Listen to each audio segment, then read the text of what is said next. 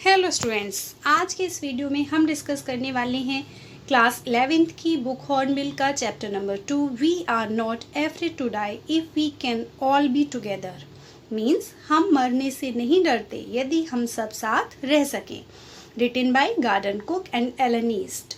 Students, इससे पहले कि हम इस स्टोरी को लाइन बाय लाइन पढ़ना शुरू करें, हम इसके इंट्रोडक्शन को देख लेते हैं कि यह कहानी किसके बारे में है। तो स्टूडेंट्स, इसमें जो हमारे कहानी के जो नैरेटर हैं, कथाकार हैं, वह एक 37 ईयर्स ओल्ड यानी कि 37 साल के एक बिजनेसमैन हैं, जिन्होंने एक बार अपने परिवार के साथ में एक रोमांचक यात्रा पर जाने का विचार किया और जिसके लिए उन्होंने डिसाइड किया कि वे अपनी फैमिली के साथ में समुद्री मार्ग से पूरे विश्व का चक्कर लगाएंगे।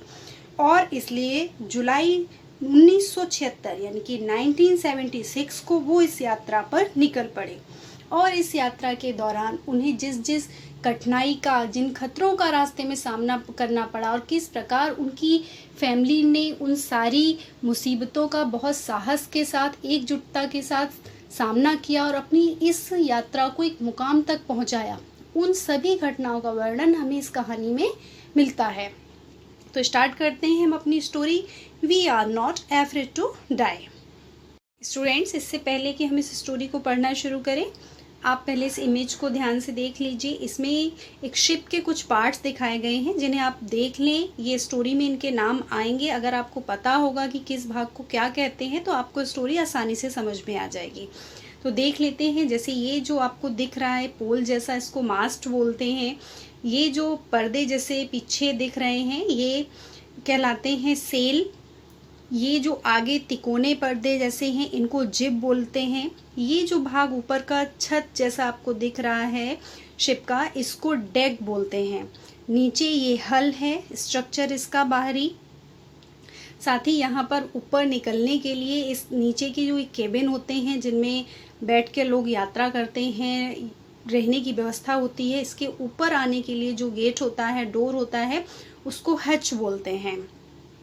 इसके अलावा अगर आप इस इमेज में देखें तो ये जो पीछे का भाग है इसको स्टर्न बोलते हैं। स्टर्न का जिक्र भी आएगा। देन स्टारबोर्ड, ये जो कवर है इसका, ये ऊपर डेक है जिसका अलग अलग नाम दिया हुआ है। देख लें आप इनको ध्यान से। इसके बाद ये एक इमेज देख रहे हैं, एक छोटी सी नाव है, इसे डिंगी बोलते हैं। ये जैसे शिप पर साथ में लेके चला जाता है और यदि कभी इमरजेंसी का टाइम पड़े, शिप टूट जाए या डूबने लगे तो इनके सहारे से लोग इसमें निकलकर शिप से अपनी जान बचा सकते हैं। इसके बाद ये जो इमेज आप देख रहे हैं इसे एंकर बोलते हैं। एंकर या हिंदी में से लंगर बोला जाता है। इसका काम इस तरीके से रस्सी से या चैन से बंधा हुआ होता है। जब शिप को रोकना होता है तो किनारे पर जाकर समुद्र के या नदी के इसको उसकी ज़मीन पर फेंक कर गाड़ दिया जाता है जिससे वहाँ पर वो रुकी रहे। तो ये थी कुछ इमेजेस। अब हम स्टार्ट करते हैं अपनी story. In July 1976, my wife Mary, son Jonathan 6, daughter Susan 7, and I set sail from Plymouth, England to duplicate the round-the-world voyage made 200 years early by Captain James Cook। क्या बता रहे हैं narrator कि जुलाई 1976 में मेरी पत्नी मेरी, क्या नाम है इनकी पत्नी का, मेरी, बेटा जो कि 6 साल का है उसका नाम है जोनाथन, और बेटी जिसका नाम है सुजैन और ये 7 वर्ष की है। तो ये नाम हमें याद रखने हैं। नैरेटर की वाइफ का नाम मैरी है, बेटे का नाम जोनाथन है, वो सिर्फ 6 वर्ष का है, और इनकी बेटी का नाम सुजैन है जो कि 7 ईयर्स की है। तो क्या बता रहे हैं कि जुलाई 1976 में मेरी पत्नी मेरी, 6 वर्ष का बेटा जोनाथन, 7 वर्ष की बेटी सुजैन और मैं, हम लोगों ने क्या किया, 200 वर्ष पूर्व, 200 ईयर्स अर्लियर, 200 वर्ष पूर्व कैप्टन जेम्स कुक के द्वारा जो यात्रा की गई थी, दुनिया का चक्कर लगाने वाली जो समुद्री यात्रा थी, उसको दोहराने के लिए हम लोग इंग्लैंड के प्लाईमाउथ से चले। मीन्स जो हम लोगों ने इसके इंट्रोडक्शन में भी देखा था कि ये लोग कैप्टन जेम्स कुक के द्वारा जो यात्रा की गई थी एक, उसको दोहराना चाहते थे, वैसी ही यात्रा करना चाहते थे, तो उसको करने के लिए ये लोग इंग्लैंड के प्लेमाउथ जगह से निकले। और कौन कौन थे? हमारे नैरेटर, उनकी वाइफ मैरी, बेटा जोनाथन और बेटी सूजन। For the longest time, Mary and I, a 37-year-old businessman, had dreamed of sailing in the wake of famous explorer. And for the past 16 years, we had spent all our leisure time honing our seafaring skills in British waters. और क्या बता रहे हैं कि मेरी and I for the longest time, कि मैंने और मेरी पत्नी, मेरी और मैं कौन हूँ, अपना परिचय नैरेटर दे रहे हैं, एक 37-year-old बिजनेसमैन, यानी कि एक 37 साल का एक व्यवसायी, व्यापारी। और मैंने और मेरी पत्नी मैरी ने एक बहुत लंबे समय से सपना देखा था। किस सपना? क्या देखा था? कि हम लोग किसका, वेक ऑफ का मतलब होता है अनुसरण करना, मीन्स किसी के तरह से काम करना। और किसकी तरह काम करना चाहते थे ये लोग? फेमस एक्सप्लोरर, प्रसिद्ध खोजकर्ता। कौन थे ये खोजकर्ता? जेम्स कुक, जिनके बारे में हमने पहले पढ़ा, कि इनका अनुसरण करना चाहते थे। यानी कि जिस प्रकार 200 साल पहले इन्होंने यात्रा की थी विश्व की समुद्री मार्ग से, उसी मार्ग से हम लोग भी यात्रा करना चाहते थे। ऐसा सपना मैंने और मेरी वाइफ ने देखा था। और इसके लिए फॉर द पास्ट 16 ईयर्स, पिछले 16 सालों से, we had spent all our leisure time, हमने अपना जो भी एक्स्ट्रा जो समय होता है, अधिकतम जो खाली समय होता है, लीजर टाइम, जो भी हमें ज़रूरी काम करने के बाद जो हमारा समय बचता है, उस समय की वो बात करें कि पूरा जो भी हमारा लीजर टाइम था वो हमने बिताया था, किस में बिताया था? Honing our seafaring skills in British waters. Honing का मतलब होता है इम्प्रूविंग, सुधारना। अवर सी फारिंग स्किल्स, क्या सुधारने में बिताया था? स्किल्स कहते हैं कौशल को, सी फारिंग यानी कि समुद्र में जो यात्रा करने के कौशल होते हैं, कि समुद्र में यात्रा कैसे करनी चाहिए, किन किन चीज़ों का ध्यान रखना चाहिए, इन सारे कौशलों को सुधारने में हमने अपने पूरे 16 साल का जो भी हमारे पास लीजर टाइम था, एक्स्ट्रा टाइम था, वो हमने उसमें बिताया था। Our boat, Wave Walker, a 23-meter 30-ton wooden-hulled beauty, had been professionally built, and we had spent months fitting it out and testing it in the roughest weather we could find. अब यहाँ पर आपको ये नाम याद रखना है, wave walker. ये क्या है? अवर बोट, हमारी नाव, यानी कि वो नाव या शिप जो इन्होंने बनाया था इस यात्रा के लिए, उसके बारे में बताया जा रहा है। उसका नाम वेव वॉकर था, उसकी लंबाई 23 मीटर थी, और वह एक भारी 30 टन वुडन हल्ड, यानी कि 30 टन का हल्ड आपने पढ़ा क्या होता है, उसको मिला के 30 टन उसमें वजन था, और जो कि कैसे बहुत ही प्रोफेशनली, यानी कि जो व्यवसायी जो लोग होते हैं, बहुत अच्छी तरीके से उसको बनाया गया था, और वो बहुत सुंदर थी। And we had spend month fitting it out, और हमने महीनों बिताए थे इसको। फिटिंग इट आउट का मतलब होता है उसकी साज सामान, मीन्स जो भी उसमें ज़रूरी चीज़ें थी, जो भी जिन जिन चीज़ों की आवश्यकता थी, उन सबको उसमें इकट्ठा करने में, और किसमें?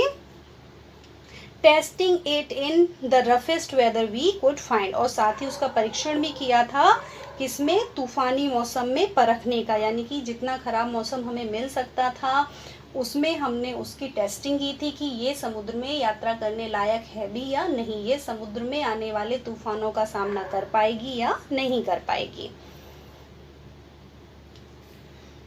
The first leg of our planned 3 years, 105,000 kilometers journey passed pleasantly as we sailed down the west coast of Africa to Cape Town.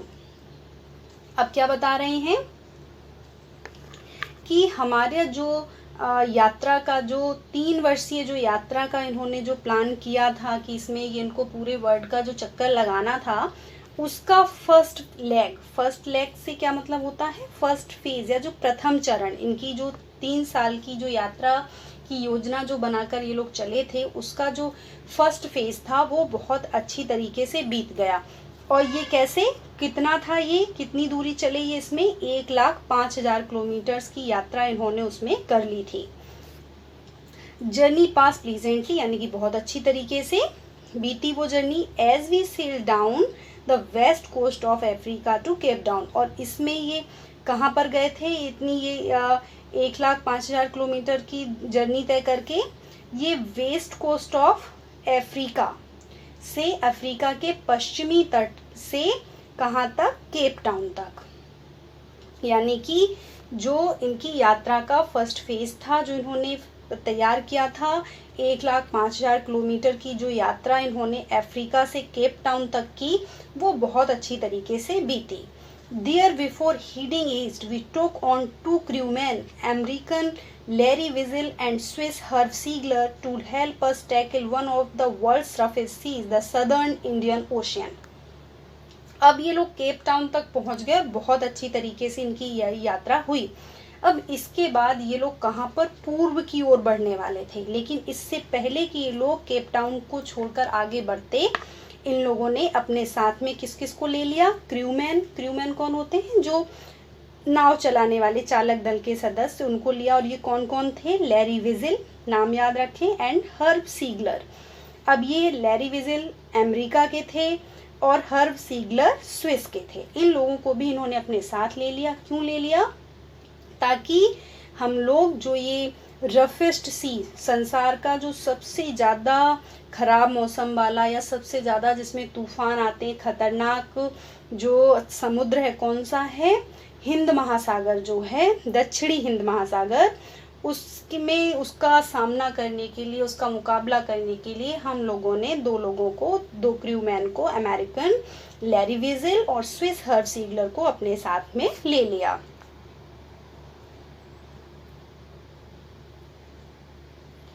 In our second day out of Cape Town, we began to encounter strong gales.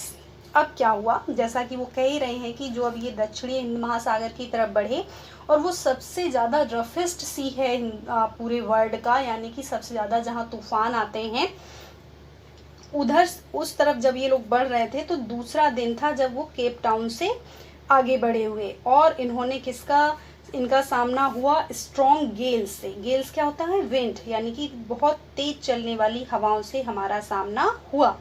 For the next few weeks they blue continuously, और फिर आगे कुछ सप्ताहों तक वे लगातार वैसी ही तीव्र गति से हवा चलती रही।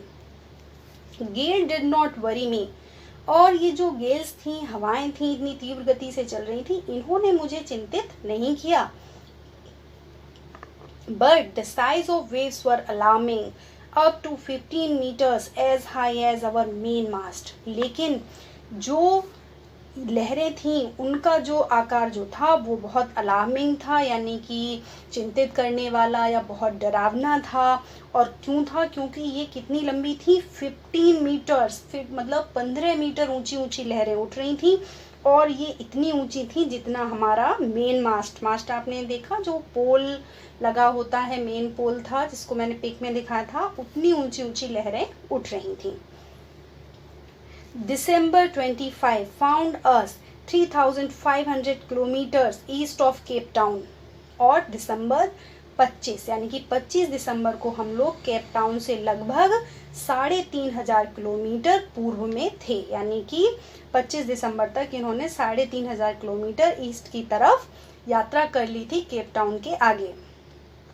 Despite atrocious weather, we had a wonderful holiday complete with a Christmas tree. और खराब मौसम होने के बावजूद, एट्रोसियस यानी कि खराब, डरावना जो मौसम था, खतरनाक, उसके बावजूद हमने क्या किया? शानदार छुट्टी मनाई, और क्रिसमस भी सेलिब्रेट की वहाँ पे उन्होंने। किसके साथ में? क्रिसमस मनाई, शानदार छुट्टियाँ मनाई शिप पर ही। New year's day saw no improvement in the weather, but we reasoned that it had to change soon, and it did change for the worse. और क्या हुआ? नए साल पर यानी कि 1 जनवरी तक मौसम में कोई सुधार नहीं हुआ, लेकिन हमारी ये दलील थी, रीज़न, हम ये जानते थे, कुछ रीज़न थे हमारे पास कि मौसम जो है वह अवश्य ही बदलेगा, और एंड इट डिड चेंज, और ये बदल भी गया, लेकिन कैसा बदला? फॉर द वर्स, पहले से भी बहुत ज़्यादा बुरा हो गया। At dawn on January 2nd, the waves were gigantic. We were sailing with only a small storm jib and were still making 8 knots. अब 2 जनवरी के डॉन यानी कि सुबह सुबह सूर्योदय का जो समय होता है तक जो लहरें थी वो और भी ज़्यादा जायजेंटिक हो गई, यानी कि बहुत ज़्यादा विशाल हो गई, भीमकाय जिसको बोलते हैं ना, विशालकाय, बहुत बड़े बड़े आकार की हो गई। We were sailing with only a small storm jib. Jib आपने देखा था, जो तिकोने से पर्दे जो थे आगे के उनको जिब बोलते हैं। तो जो जिब थी वो हम लोग किसके साथ में यात्रा कर रहे थे, एक छोटी सी तिकोनी पाल को लेकर यात्रा कर रहे थे, और अभी भी इनकी स्पीड कितनी थी, 8 नॉट्स, यानी कि जो नॉट्स क्या होता है, समुद्र में गति मापने की जो इकाई होती है, तो 8 समुद्री मील प्रति घंटा की रफ्तार से हम लोग आगे बढ़ रहे थे।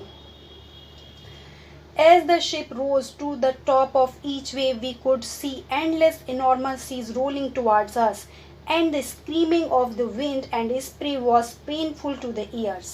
To the ears क्या बता रहे हैं कि जब लहरें आती थीं तो प्रत्येक लहर के साथ जब हमारी नाव लहर की चोटी पर पहुंचती थी, मीन्स जैसे ही नाव भी लहर के साथ में एकदम से ऊपर उठती थी तो हमें अपनी तरफ बहुत सारे अनंत, एकदम बहुत बड़े बड़े इनॉर्मस दीर्घाकार समुद्र अपनी ओर आते हुए दिखाई देते थे। मीन्स ऐसा लगता था कि ये जो अनंत जैसे ही ऊपर उठती थी और वो लहरें दिखाई देती थी तो उन्हें दूर तक का नज़ारा दिखाई देता था और लहरें अपनी ओर आती हुई दिखाई देती थी।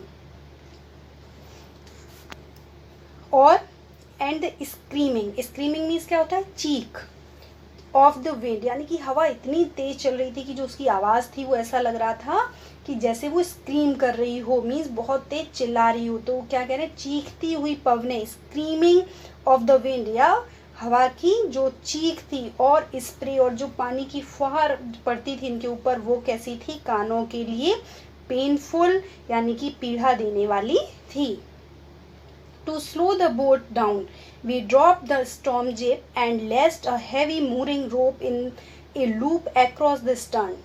अब हमने क्या किया, नाव की गति को धीमा करने के लिए हमने जो इनकी तूफानी तिकोनी जो पाल थी उसको नीचा कर दिया। पाल का काम क्या होता है, जो आगे लगी होती है उसको आगे से जो हवाएं आती हैं उनको रोकने के लिए। और क्या किया इन्होंने, और मूरिंग, हैवी मूरिंग क्या होता है, जो नाव को बांधने वाली जो भारी रस्सी जो होती है जिससे एंकर डाला जाता है, उसका क्या किया, लूप, यानी कि एक फंदा बनाकर अक्रॉस द स्टर्न। क्या किया, स्टर्न क्या होता है, जो आपने उसमें पिक में देखा था कि जो पीछे का जहाज का जो हिस्सा होता है, तो क्या किया इन्होंने, नाव को बांधने वाली भारी रस्सी का फंदा बनाकर नाव के पिछले भाग से बांध दिया ताकि नाव की जो स्पीड है उसको कम किया जा सके।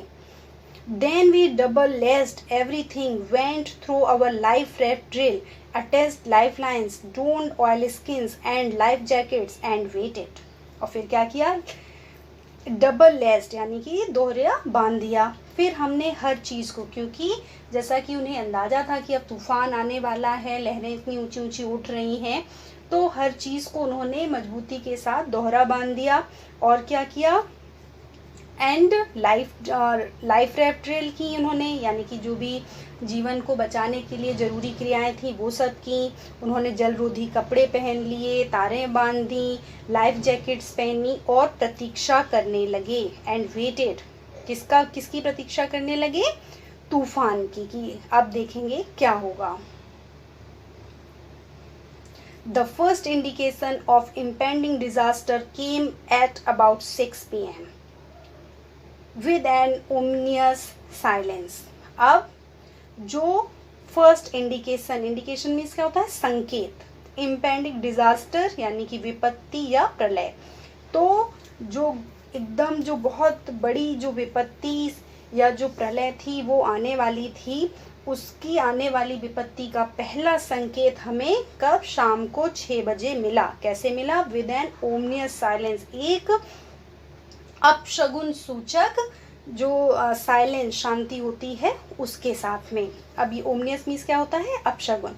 साइलेंस चुप्पी, जैसे कि आप लोगों ने सुना भी होगा कि लोग बोलते हैं ना कि अरे ये तो तूफान के पहले वाली शांति है, यानी कि एकदम से सन्नाटा जैसा, और उससे इनको अंदाजा हो गया कि अब कुछ बड़ी प्रलय आने वाली है। फिर क्या हुआ, then came a growing roar and the wind dropped and the sky immediately grew dark. और फिर क्या हुआ कि जो हवा थी वो रुक गई, wind dropped and the sky immediately grew dark, और आकाश एकदम से काला हो गया। Then came a growing roar, फिर एकदम से बढ़ता हुआ, रोर क्या होता है, गर्जना, जो तेज आवाज जो होती है, बढ़ता हुआ से की बढ़ती हुई गर्जना सुनाई दी। And an enormous cloud towards aft of the ship, और इन्होंने क्या देखा कि एक बहुत ही जो विशाल बादल, इनॉर्मस क्लाउड, इनॉर्मस मीन्स बहुत विशाल, भीम का या विशाल का जिसको बोलते हैं, ऐसा क्लाउड यानी कि बादल नाव के एफ्ट यानी कि पीछे का जो भाग होता है, पीछे की तरफ से आता हुआ दिखाई दिया।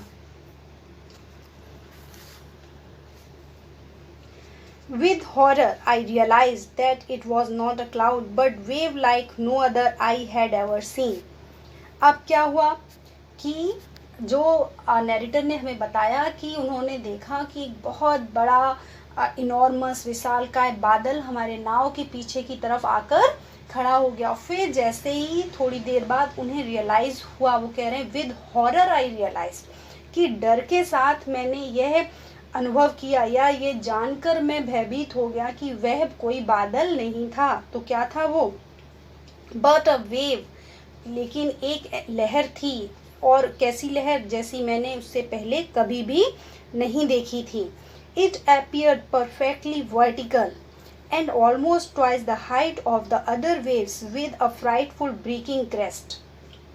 और ये कैसी थी, बिल्कुल वर्टिकल यानी कि सीधी लंबी थी, और जो अभी तक इन्होंने जितनी लहरें देखी थी उससे बिल्कुल उनकी अपेक्षा कैसी थी, दुगनी बड़ी थी, उनसे जस्ट डबल थी। और उसकी जो हाइट यानी with a frightful breaking crest, और जो कैसी हो रही थी, बहुत ही उसकी जो चोटी थी वो ऊपर से, जब आपने देखा होगा कि एकदम लहर ऊपर उठती है तो फिर वो ऊपर से नीचे की ओर जो गिरती है, तो उसकी बात वो कर रहे हैं कि जो उसकी जो चोटी थी वो भयानक रूप से ऊपर से टकराने के लिए या टूटने के लिए तैयार थी। मीन्स जहाज के एकदम पीछे वो बहुत बड़ी सी लहर उठी थी और वो अब नीचे को गिरने के लिए तैयार थी। The roar increased to a thunder as the stern moved up face of the wave, and for a moment I thought we might ride over it.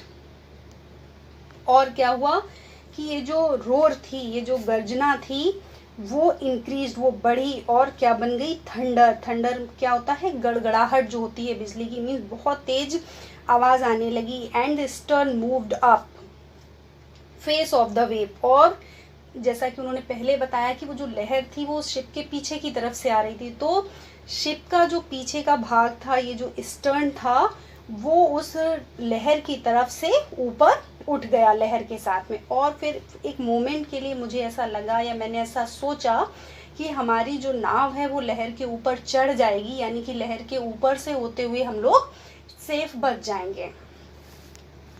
But then a tremendous explosion shook the deck.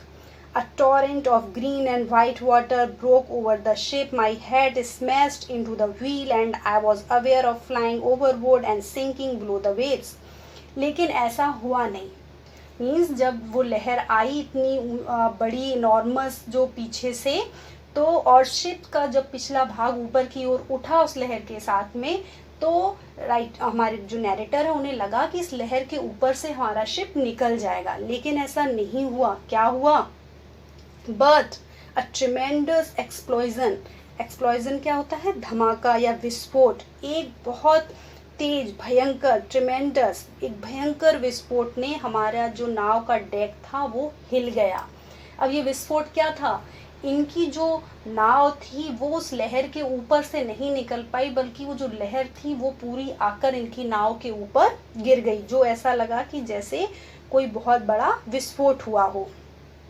क्या हुआ था वो आगे बता रहे हैं। अ torrent, यानी कि जो बोलते हैं ना प्रचंड, a torrent of green and white water broke over the ship. एक बहुत बड़ी जो धारा थी किसकी, सफ़ेद, हरे सफ़ेद पानी की जो प्रचंड धारा थी वो एकदम से आकर उनके शिप पर गिर पड़ी, और मेरा सर जो था वो smashed into the wheel. Smashed means टकरा गया।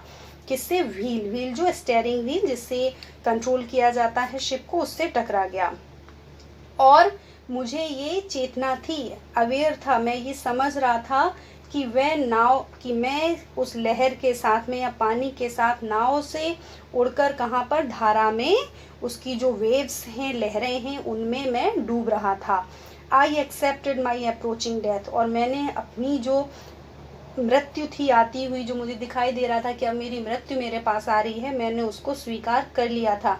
And as I was losing consciousness I felt quite peaceful. और जब मैं कैसा, लॉसिंग कॉन्शियसनेस, जब मैं चेतना खो रहा था, या जब मैं अपनी जो होश थे उसे खो रहा था, मैं बेहोश हो रहा था या चेत हो रहा था, तो मैं पूर्णतः कैसा था? शांत था। Unexpectedly my head popped out of the water।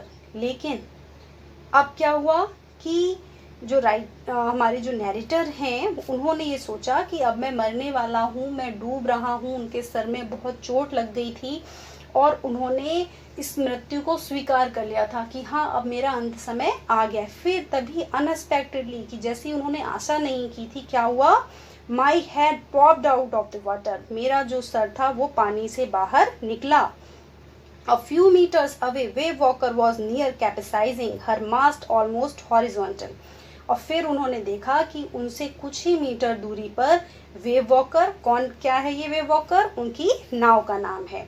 वो लगभग कैसी, कैपेसाइजिंग, लगभग उल्टी होकर डूबने ही वाली थी। उसके जो मास्ट यानी कि वही जो मस्तूल हैं वो लगभग हॉरिजॉन्टल। अब आपने जो मास्ट था उसका पिक देखा था कि वो पोल होता है नाव पर एकदम सीधा ऊपर वर्टिकल होता है, जो अब वो कैसा हो गया था? हॉरिजॉन्टल, यानी कि बिल्कुल नीचे की तरफ हो गया था। और उससे था कि अब वो नाव जो है वो बिल्कुल पलटने वाली है, डूबने वाली है। लेकिन तभी क्या हुआ? Then a wave hurled her upright, my life line jerked taut, I grab the guard rails and sailed through the air into Wavewalker's main boom. अब क्या हुआ? लेकिन जैसे एक लहर की वजह से उसकी ये स्थिति हुई थी, फिर से एक लहर आई और उसने उसे सीधा कर दिया। और मेरी जो लाइफ जैकेट जो ये पहने थे, लाइफ लाइन जैकेट जो थी, वो भी कैसी हो गई? एकदम से टाइट हो गई। और मैंने गार्ड यानी कि जो उसका जंगला जो होता है शिप का, उसको पकड़ लिया, और मैं तैरकर वेव वॉकर की जो मुख्य कड़ी थी उसकी ओर, मेन बूम जो था उसकी ओर वो तैरकर पहुंच गए। Subsequent waves tossed me around the deck like a rag doll.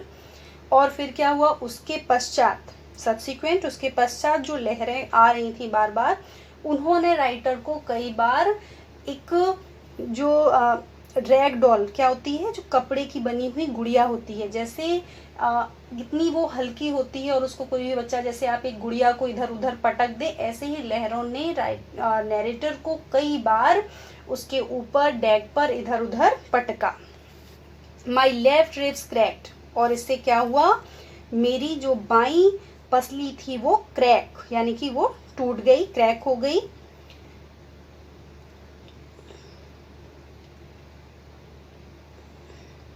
My mouth failed with blood and broken teeth, और मेरा मुंह किससे? खून से और टूटे हुए दांतों से भर गया। Somehow I found the wheel, lined up the stern for the next wave and hung on। अब क्या हुआ? लेकिन मैंने किसी तरीके से जैसे तैसे करके जो वो व्हील था, स्टीयरिंग व्हील था जिससे वो कंट्रोल करते हैं चलाने वाला, उसको ढूंढ लिया। यानी कि उसमें पानी भरा हुआ था, तूफान आ रहा था और उन्होंने उसको ढूंढ लिया, और नाव के स्टर्न यानी कि जो पिछला भाग है उसको फिर से आने वाली अगली लहर के लिए का सामना करने के लिए उसको सीधा किया और उसको हंग ऑन यानी कि वो जो पहिया पकड़े हुए थे उसको पकड़े रखा। मीन्स यहाँ पर आप देखें कि कितना साहस का परिचय दिया है। उनको इतनी चोट लग गई थी, उनका दांत टूट गए थे, मुंह ब्लड से भरा हुआ था, सर में चोट थी, उसके बाद भी उन्होंने अपना साहस धैर्य नहीं खोया और क्या किया, इतनी कठिन परिस्थितियों में भी उन्होंने अपनी पूरी कोशिश की कि वो अपनी नाव का संतुलन बनाए रखें। Water, water everywhere. I could feel that the ship had water below, but I dared not abandon to wheel to investigate.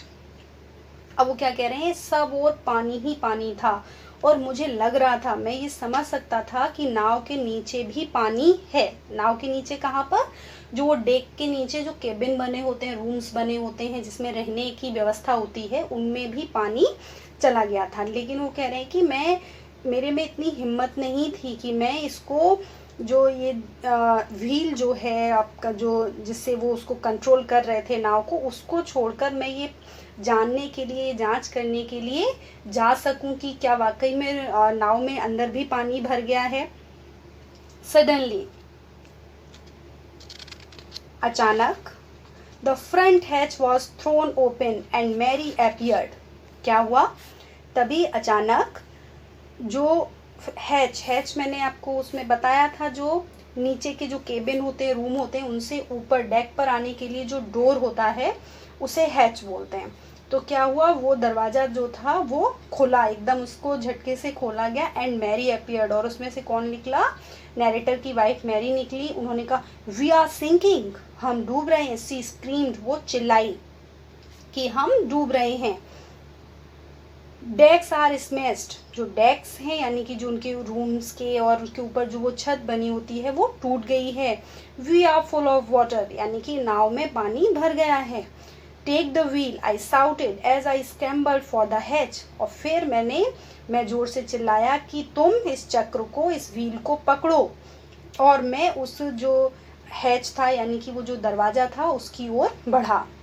यानी कि यहाँ पर नैरेटर ने वो जो व्हील था जिससे वो उस शिप को कंट्रोल कर रहे थे, उसको अपनी वाइफ मैरी को पकड़ा दिया कि तुम इसको कंट्रोल करो, और वो खुद ये देखने के लिए कि पानी कितना कहाँ भर गया है देखने के लिए उस दरवाजे की तरफ चले गए। Larry and her were pumping like madmen. Broken timbers hung at crazy angles.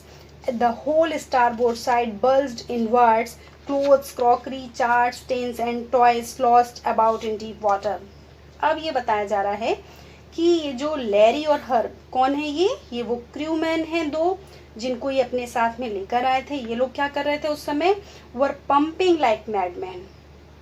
Pumping यानी कि जो जहाज में पानी भर गया था उसको बाहर निकाल रहे थे पागलों की तरह, यानी कि बहुत जल्दी पागलों की तरह दोनों लगे हुए थे और जहाज से पानी को बाहर निकाल रहे थे। ब्रोकन टिम्बर्स हंग एट क्रेजी एंगल्स, और ये जो इनके टिम्बर्स थे, जो लकड़ी जिससे वो बने होते हैं, जो उसमें लगे रहते हैं नाव में, लकड़ी के जो पार्ट्स वो टूटकर इधर उधर लटके हुए थे। The whole starboard side burst inward, और जो स्टारबोर्ड साइड, क्या जो दाहिनी साइड स्टारबोर्ड जो होता है, पिक में आपने देखा, वो पूरा अंदर की ओर टूटकर झुक गई थी। और इनके जो कपड़े, क्रॉकरी, चार्ट्स, जो भी मानचित्र वगैरह जो इनके साथ में थे, डिब्बे और टॉयज, खिलौने में जो भी चीज़ें थी वो सब पानी में इधर उधर तैर रही थी। I half swam half crawled into the children's cabin. Are you all right, I asked.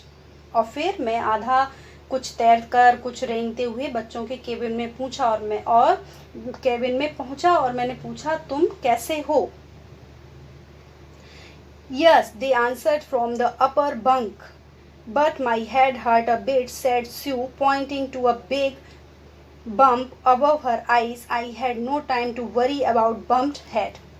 अब जब राइटर पहुंचे और उन्होंने पूछा कि क्या तुम लोग सब लोग बिल्कुल ठीक हो, तो बच्चों ने अपने अपर बंक यानी कि ऊपर का जो बिस्तर है जिस पर वो लोग बैठे रहे होंगे, वहाँ से उन्होंने आंसर दिया कि हाँ हम ठीक हैं, लेकिन स्यू जो कि उनकी बेटी है उसने बताया कि मुझे थोड़ी चोट लगी है और उसने इशारा कहाँ किया, big bump above her eyes. Bump क्या, जो स्वेलिंग आ जाती कहीं पे, जैसे सर टकरा जाए कुछ हो तो स्वेलिंग आ जाती ना, उसको बम्प बोलते हैं। तो उसके आंखों के ऊपर एक बड़ा सा उभार था जो बन गया था, बम्प बन गया था वहाँ पर, उसकी ओर उसने इशारा करते हुए कहा कि मुझे सर पर चोट आई है। But sorry I had no time to worry about bumped head. लेकिन नैरेटर कह रहे हैं कि उसने जो बताया उनकी बेटी ने कि मुझे चोट लगी है, लेकिन जो उस समय जो जिस तरीके का माहौल था, जहाज़ डूब रहा था, तो नैरेटर कह रहे हैं मेरे पास उस समय इतना समय नहीं था कि मैं उसके सर में जो चोट आई है उसको मैं देखूं या उसके लिए चिंता करूं।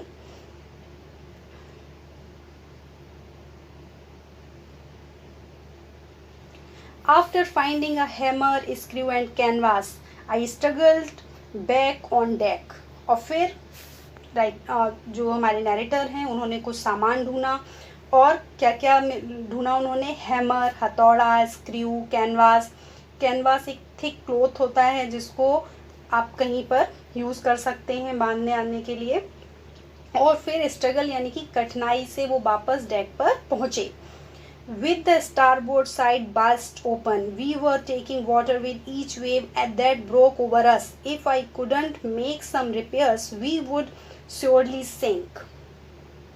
अब क्या हुआ, नाव की जो स्टारबोर्ड साइड थी वो कैसी हो गई थी, वो टूटकर खुल गई थी, और उसकी वजह से हर लहर के टकराने के साथ जो भी लहर आती थी नाव की तरफ, वो पानी आकर उसमें भर जाता था। क्योंकि स्टारबोर्ड जो आपने देखा जो दाहिनी ओर नाव में लगा होता है वो पानी को रोकने का काम करता है, जो वो स्ट्रक्चर होता है वो टूट गया था, और उसकी वजह से जो भी लहर आती थी तो पानी पूरा नाव के अंदर आ जाता था। और वो कह रहे हैं कि अगर मैं उसको जल्दी रिपेयर नहीं करता, उसकी मरम्मत नहीं करता, तो हम निश्चित ही डूब जाएंगे।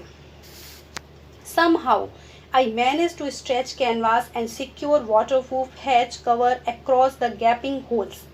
फिर किसी न किसी तरीके से मैंने जो उसके खुले हुए जो छेद थे, गैपिंग होल्स थे जो खुल गए थे जहाँ से वो पानी आ रहा था, उन पर क्या हुआ, कैनवास को खींचकर, वाटरप्रूफ जो एक मोटा वो कपड़ा जो होगा उसको उन्होंने उस पर खींचकर उसे ढक दिया, और दरवाज़ों के जल रोधक जो कवर होते हैं उनसे उनको पक्का कर दिया। Some water continued to stream below, but most of it was now being deflected over the side. और अब थोड़ा थोड़ा पानी फिर भी बहकर अंदर आ रहा था, लेकिन अधिकतर पानी साइड से मुड़कर बाहर की ओर जा रहा था। More problems arose when our hand pumps started to block up with the debris floating around the cabins and electric pump short circuit. अब वो कह रहे हैं कि जो हमारी जो समस्या थी, प्रॉब्लम थी, वो और भी ज़्यादा बढ़ गई, और यह हमारे सामने और ज़्यादा परेशानियाँ आ गई। कब, जबकि केबिन के आसपास में जो ये डेब्रिस यानी कि जो कचरा था, फ्लोटिंग यानी कि जो तैर रहा था, जो पंप थे जो कि पानी निकाल रहे थे, उनमें जाकर फंस गया। यानी कि समस्या और ज़्यादा बढ़ गई जब उसमें नाव में जो केबिन के आसपास जितना कचरा तैर रहा था वो जाकर पंप में फंस गया और वो ब्लॉक हो गए, मीन्स उन्होंने काम करना बंद कर दिया, और जो इलेक्ट्रिक पंप थे वो शॉर्ट सर्किट्स की वजह से खराब हो गए।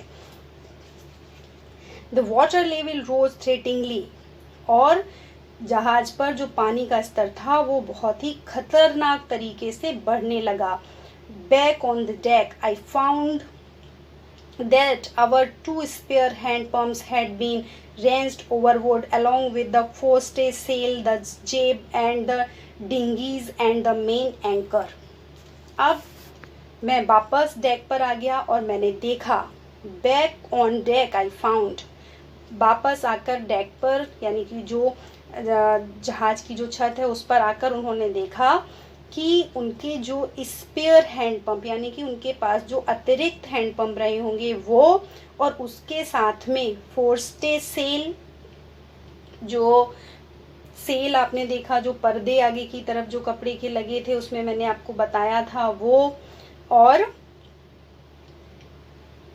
जेब यानी कि वो तिकोनी वाली जो पाल आगे लगी होती है, डिंगीज वो छोटी छोटी नाव जो आपने पिक में देखी, एंकर मेन एंकर जो मुख्य इनका जो लंगर था जिससे रोकी जाती है नाव, वो भी सब लहरों के साथ में बह गया था। यानी कि इन्होंने देखा कि स्पेयर हैंड पंप्स और उनके साथ में ये सारा सामान भी पानी के साथ बह चुका था, अब वो भी नहीं था इनके पास।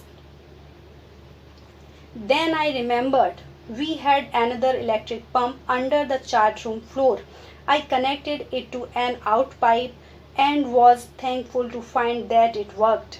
तभी मुझे याद आया कि चार्ट रूम के फर्श पर हमारे पास एक और इलेक्ट्रिक पंप है, यानी कि बिजली से चलने वाला पंप है, और फिर मैंने उसे बाहर के लिए जो निकास का जो पाइप है उससे जोड़ दिया, और धन्यवाद है कि वह चल पड़ा, यानी कि वो दैट इट वर्कड, कि वो चल रहा था। The night dragged on with an endless, bitterly cold routine of pumping, steering and working the radio. अब इनकी जो ये रात थी वो कैसे रात भयानक ठंड में बीती, कैसे बीती? बिटरली कोल्ड, यानी कि भयानक ठंड में निकली, लगातार पंप से पानी निकालने में, नाव का परिचालन करने में, नाव चलाने में और रेडियो चलाने में, यानी कि रेडियो पर संदेश भेजने में बीती इनकी पूरी रात। We were getting no replies to our mayday calls, which was not surprising in this remote corner of the world. लेकिन ये जो रेडियो पर वर्किंग जो दिया है, इसका मतलब ये लोग रेडियो पर सिग्नल भेजने की कोशिश कर रहे होंगे कि हम फंस गए हैं या फिर हम खतरे में हैं, लेकिन इनको कोई भी मेडे कॉल्स नहीं मिल रही थी। मीन्स कहने का है कि सिग्नल न होने की वजह से इनकी जो बात थी वहाँ तक नहीं पहुँच पा रही थी, कंट्रोल ऑफिस तक आप कह सकते हैं, और वहाँ से इनको कोई भी रिप्लाई नहीं मिल रहा था। और ये नैरेटर कहते हैं कोई सरप्राइजिंग बात भी नहीं है, इसमें कोई आश्चर्य की बात नहीं थी, क्योंकि हम विश्व के सबसे दूर सुदूर कोने में थे, यानी कि इतनी दूर थे ये लोग, और साथ ही वहाँ पर मौसम भी इतना ख़राब था, तो ये कोई आश्चर्य की बात नहीं थी कि सिग्नल नहीं मिल पा रहे थे और रेडियो पर हमें अपनी जो भी हम संदेश भेज रहे थे उनके उत्तर हमें नहीं मिल पा रहे थे। By morning on January 3rd, the pumps had the water level sufficiently under control for us to take 2 hours rest in rotation. अब क्या हुआ कि 2 जनवरी तक